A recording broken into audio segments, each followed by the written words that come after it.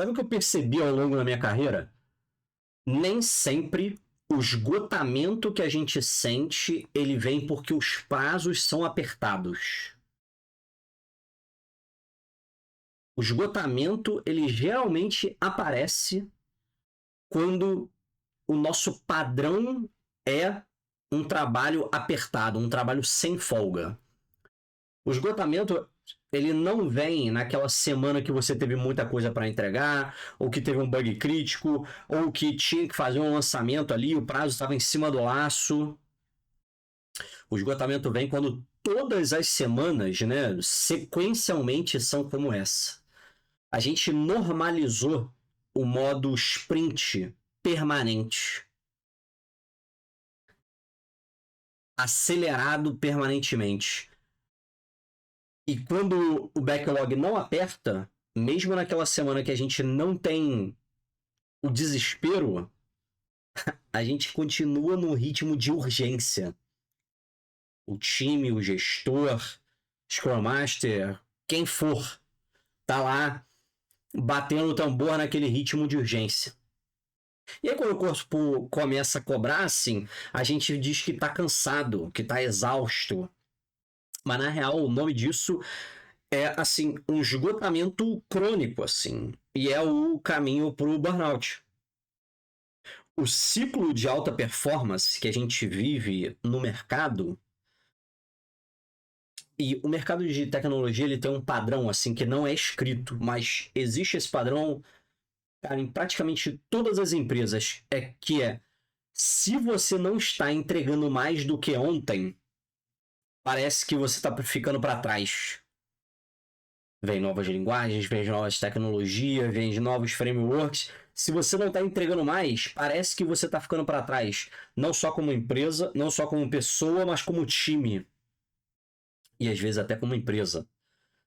Não é uma coisa que é só da empresa de cima para baixo, assim. A gente compra essa ideia. Nós, desenvolvedores, a gente compra essa ideia. E a gente, o tempo todo, quer mostrar que dá conta, né? Quer mostrar que sustenta o nosso trabalho, que tem essa capacidade, que consegue encarar essa dificuldade.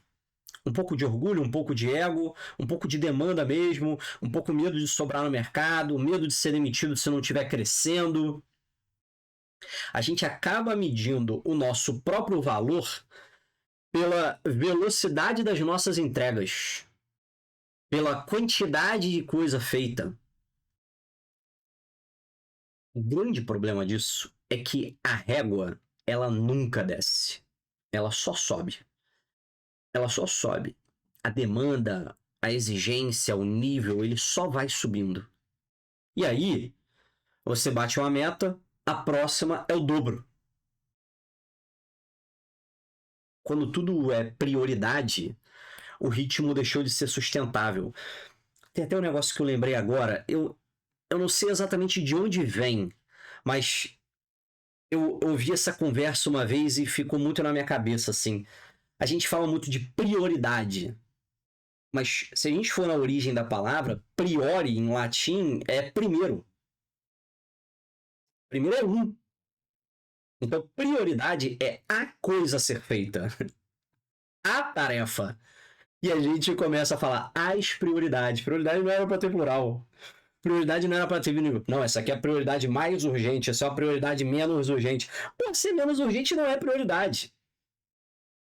A gente normalizou essa cultura das infinitas prioridades e sofre com isso, assim. Sofre muito porque acaba que não é o prazo, né? É o padrão. Sempre vai ter várias prioridades para serem resolvidas. Sempre. E eu já vivi, ao longo dessas 2 décadas como desenvolvedor de software, trabalhando em todo tipo de projeto, trabalhando em empresa pequena para empresa do Vale do Silício. Eu já vivi projetos com prazos absurdos. Muito difíceis mesmo. E eu já vivi projetos com prazos normais que eu me senti mais cansado do que no prazo absurdo. Porque o prazo absurdo ele tem uma data para terminar. E aí a gente pode normalizar, né? A gente está fazendo um esforço a mais para depois normalizar. Tem projeto que o normal é um acelerado que é insustentável. E foi aí que a ficha caiu, assim, que não era o prazo. O problema é o padrão. E viver nesse modo de urgência para nossa cabeça é o modo que a gente acaba tocando a vida. Quando você passa a tratar toda a tarefa, quando você passa a tratar toda reunião como urgente, toda funcionalidade ou toda coisa para fazer como crítico, como prioridade, quando todo bug é uma catástrofe, precisa ser resolvida imediatamente. Cara, em alguns momentos o seu corpo até entrega. Você consegue, mas a cabeça já está indo ali no caminho para desligar. E o pior é que a empresa nem sempre percebe. Nem sempre a empresa ela tem uma visão sobre como está o teu momento. Muitas vezes você não está comunicando, até por vergonha, até por insegurança, e muitas vezes não tem ninguém perguntando. Então, acaba indo, né? O resultado tá vindo, então deixa ele continuar indo. Deixa ele continuar indo, mas às vezes a CPU já tá com o processamento no talo, não tem mais de onde tirar e superaquece, né? Eu acho um erro a gente medir a nossa performance só pela velocidade. E eu acho que essa discussão, indo para as empresas, essa é uma dúvida de todas as empresas que têm time de desenvolvimento, né? Como é o ritmo certo de um time? Se a gente está prestando serviço, se a gente está fazendo um produto próprio, independente do que for, assim, como é o ritmo certo do time? Muita gente tenta medir performance olhando uma velocidade relacionada a quantos pontos a gente está entregando nesse sprint, ou quantos tickets foram resolvidos, ou qual a sequência de entregas. Mas é difícil medir velocidade assim. E a velocidade sem direção, ela desgasta, né? Não dá pra gente ficar rodando a 200 km por hora o tempo inteiro no caminho errado. Vai ter momentos onde a gente está numa pista ótima que dá para acelerar e correr a 200 por hora, mas se a gente está numa estrada de terra esburacada, não dá para ir a 200 por hora. E tentar acelerar a 200 por hora é certeza do acidente. A verdade é assim, os times de qualidade, eles não são os mais rápidos, eles são os mais constantes. Não existe constância em velocidade máxima. Absolutamente não existe. Os que sabem quando acelerar, os que sabem quando frear, os que têm ritmo, os que não lidam o tempo inteiro com urgência ou que sabem administrar a urgência, conseguem aí essa sustentabilidade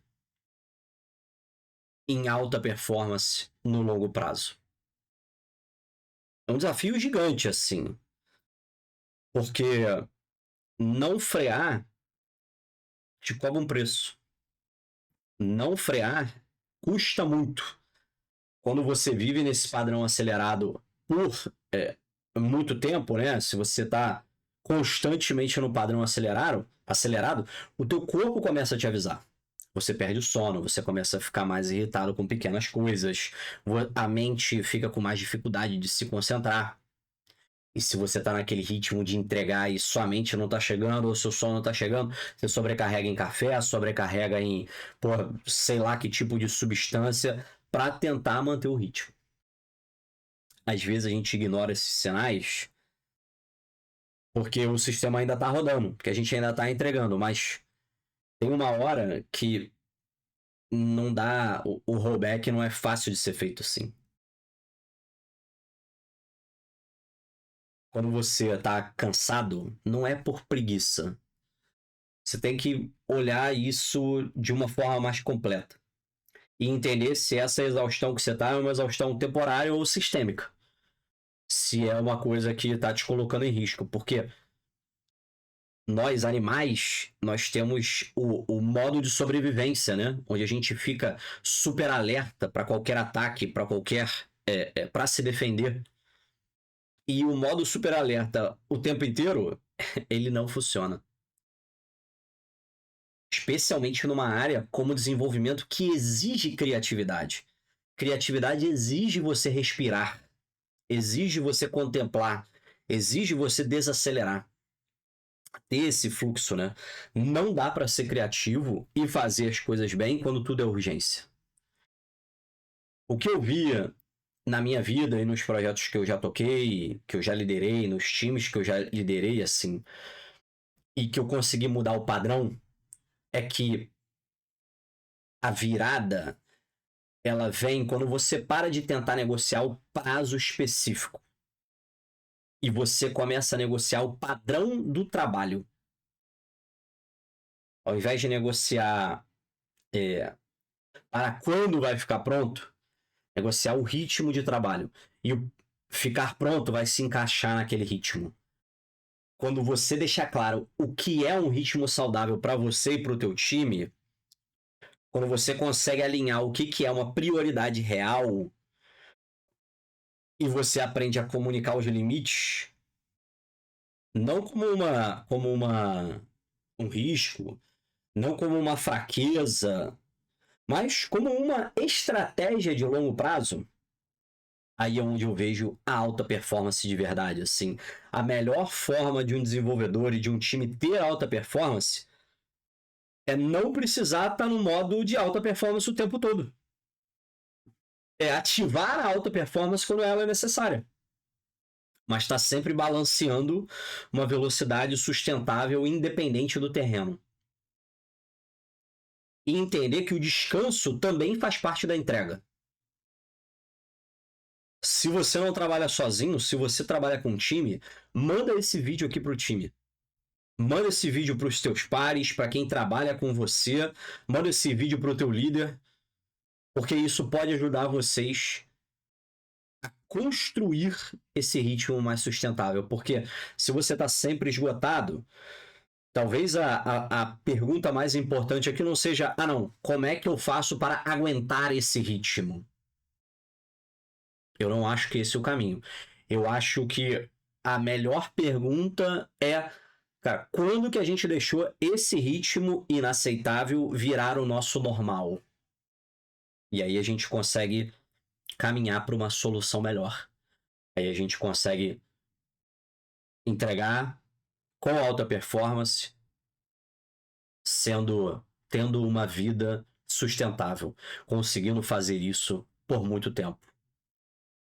O risco aqui não é o risco de você não entregar num sprint. O risco aqui é você não entregar por muito tempo. Porque se você acelera até o nível de queimar, demora muito para você voltar. Não é o prazo apertado o que te cansa. O que te cansa é o padrão de trabalho que você aceitou viver, que você escolheu viver. É isso. Vamos continuar essa conversa nos comentários. Quero entender qual é a tua maior dificuldade para mudar esse padrão. E se você está vivendo um padrão sustentável ou não. Um excelente dia para você e aquele abraço.